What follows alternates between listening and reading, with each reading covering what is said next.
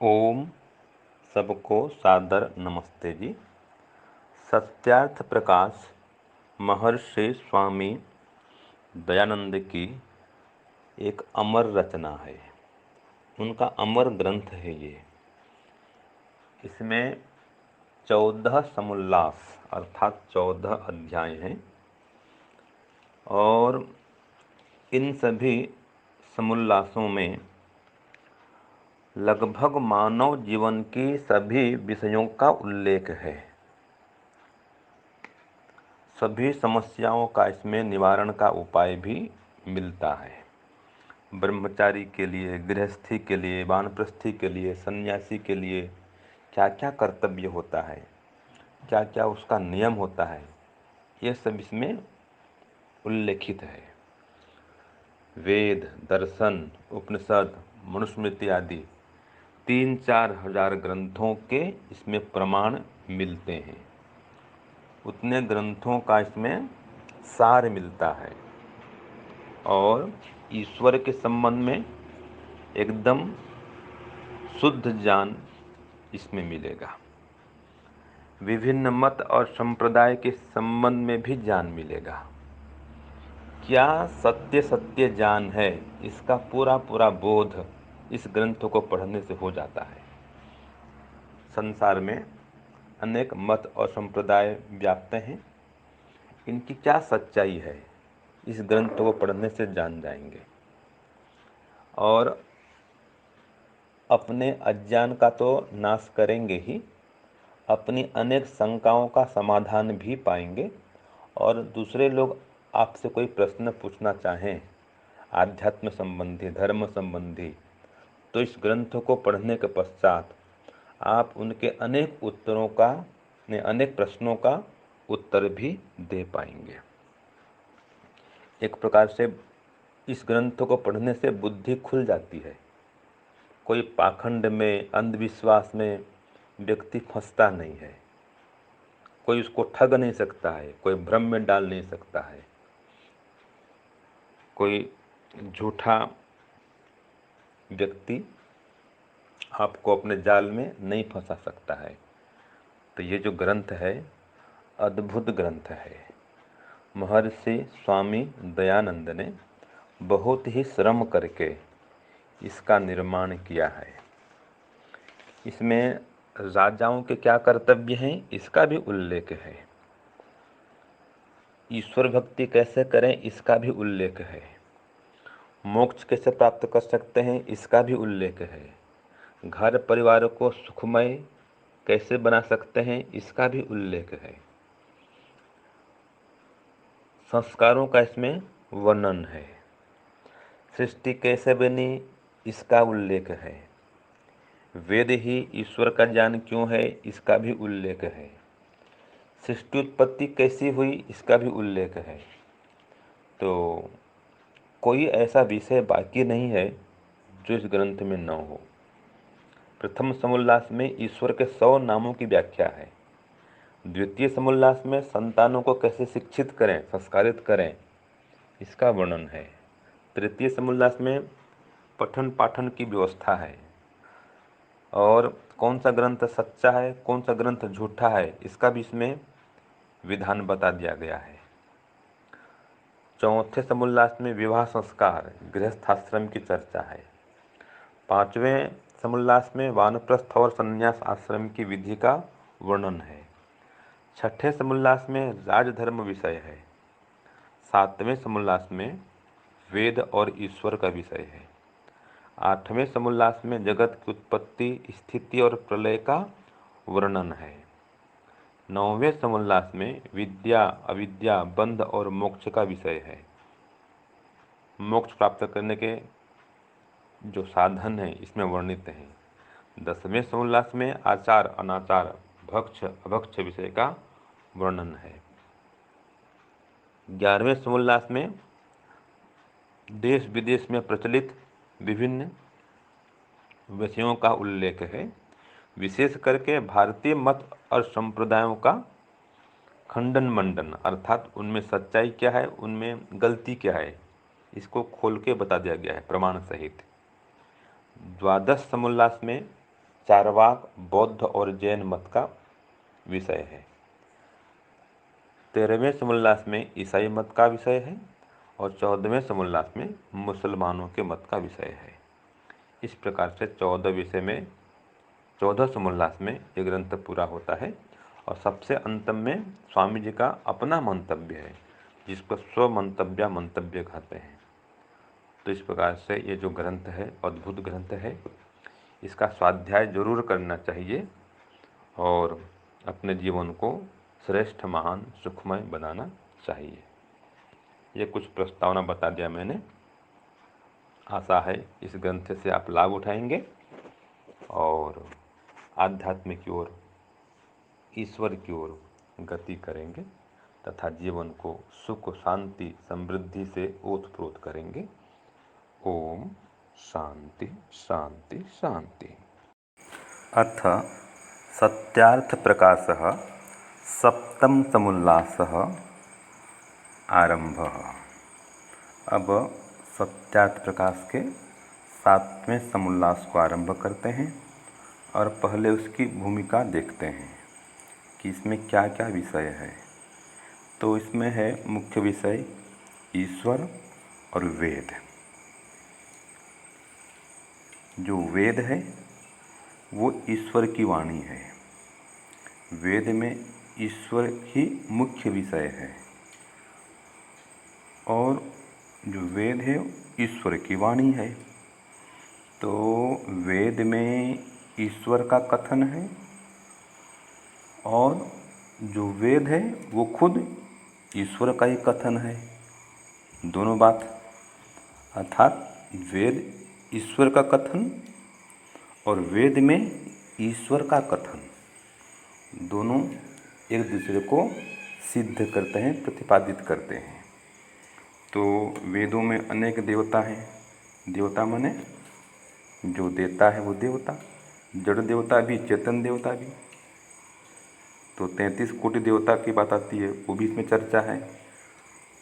उसमें 8 वसु हैं, 12 आदित्य हैं, 11 रुद्र हैं, जीवात्मा है, प्रजापति यज्ञ है, इन सब की चर्चा है। फिर ऐसे ईश्वर की सिद्धि कैसे करते हैं? तो 8 प्रमाणों से। तो ये प्रत्यक्ष अध्यात्म प्रमाण से ईश्वर की सिद्धि होती है, इसकी चर्चा है। ईश्वर साकार है कि निराकार है, दयालु है कि न्यायकारी है, सर्वव्यापक है कि एकदेशी है, सर्वशक्तिमान है कि नहीं है, ईश्वर अनादि है कि सादी है, माने उसका आरंभ है कि नहीं है, ईश्वर क्या चाहता है, उसकी स्तुति उपासना करनी चाहिए कि नहीं करनी चाहिए, करने से क्या लाभ होता है, क्या फल मिलता है, इन सब बातों का इसमें वर्णन है। ऐसे ही ईश्वर का शुद्ध स्वरूप क्या है वेद में वो बता दिया गया है। उसकी स्तुति उपासना कैसे करें ये बता दिया गया है। तो ईश्वर की स्तुति भी है, उपासना भी है, उसका शुद्ध स्वरूप भी है, ईश्वर की सिद्धि भी है।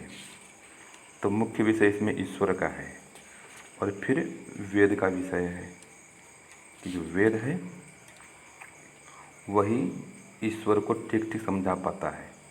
जैसे परमात्मा सगुण है कि निर्गुण है, तो परमात्मा सगुण भी है, निर्गुण भी है। तो इन बातों का वेदों के आधार पर वहाँ पर प्रतिपादन किया गया है। फिर वेद ही ईश्वर की वाणी क्यों है, कितनी उसकी शाखाएं होती हैं, कितने कितने नाम हैं वेद के, तो इन सब बातों का संकेत भी वहाँ पर मिलता है। तो इस प्रकार से ईश्वर और वेद ये मुख्य विषय हम पढ़ेंगे 7वें समुल्लास में। और ईश्वर ही सब गुरुओं का भी गुरु है, वही सबसे प्रथम वेद ज्ञान को देने वाला प्रथम गुरु है। तो इन सब बातों को हम इस समुल्लास में पढ़ेंगे। तो अति संक्षेप में भूमिका के रूप में मैंने ये बात रखी, आशा है इससे लाभ उठाएंगे। ओम शांति, ओम शम। सबको सादर नमस्ते जी। अथ सत्यार्थ प्रकाशः सप्तमसमुल्लासः आरम्भः। ॐ ऋचो अक्षरे परमे व्योमन्यस्मिन् देवा अधिविश्वे निषेदुः यस्तन्न वेद किं ऋचा करिष्यति य इत्तद्विदुः त इमे समासते। ॐ ईशावास्यमिदं सर्वं यत्किञ्च जगत्यां जगत् तेन त्यक्तेन भुञ्जीथा मा गृधः कस्य स्विद्धनम्। ॐ अहं भुवं वसुनः पूर्व्यस्पतिरहं धनानि संजयामि शश्वतः मां हवन्ते पितरं न जन्तवो अहं दाशुषे विभजामि भोजनम्। ॐ अहमिन्द्रो न पराजिज्ञ इद्धनं न मृत्यवे अवतस्थे कदाचन सोममिन्मा सुन्वन्तो याचता वसु न मे पूरवः सख्येरिषाथन। ॐ अहं दां गृणते पूर्व्यं वस्वहं ब्रह्म कृणवं मह्यं वर्धनम् अहं भुवं यजमानस्य चोदिता यज्वनः साक्षी विश्वस्मिन् भरे। ये ऋग्वेद और यजुर्वेद के 5 मंत्रों का इसमें पाठ किया गया। तो महर्षि स्वामी दयानंद सबसे प्रथम मंत्र की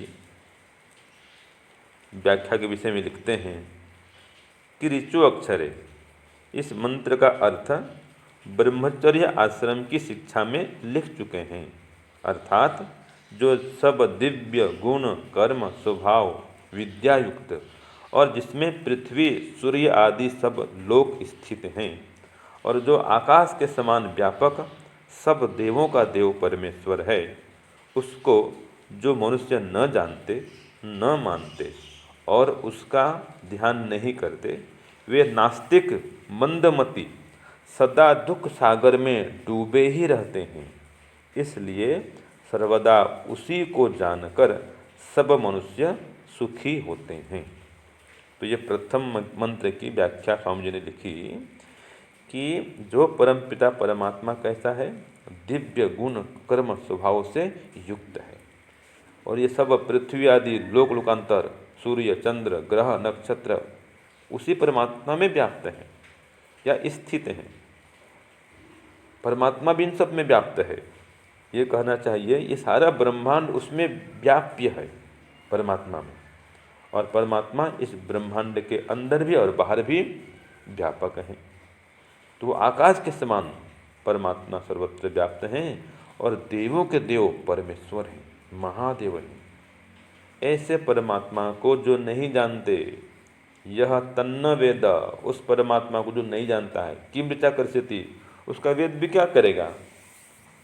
वो खाली वेद पाठ करेगा तो भी लाभ क्या उसको, जब वेद का अर्थ को नहीं समझे, उसके अनुरूप आचरण व्यवहार नहीं करे, वेद के ज्ञान को धारण नहीं करे, तो उसका वेद पढ़ना ऐसा ही है जैसे कि ठक ठक ठक ठक ये आवाज़ आ रहा है, कोई लकड़ी की पिटाई करता है, डब्बा बज रहा है, तो वो ऐसा ही वेद पाठ करना है।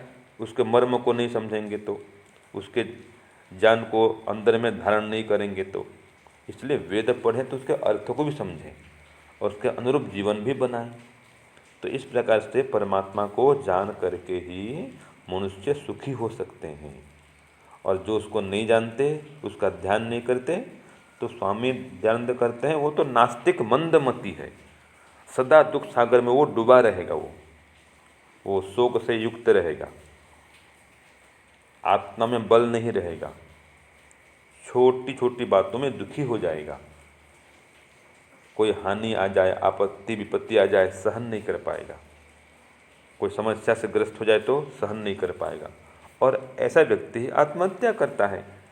जो नास्तिक होता है, संसार के दुखों को समस्याओं को झेल नहीं पाता है, क्योंकि उसके अंदर आत्मबल नहीं है, परमात्मा का ध्यान उपासना नहीं करता, वेद के ज्ञान को प्राप्त नहीं करता, तो ऐसा व्यक्ति जो है वो दुखी रहता है, दुख सागर में ही वो तो डूब जाता है।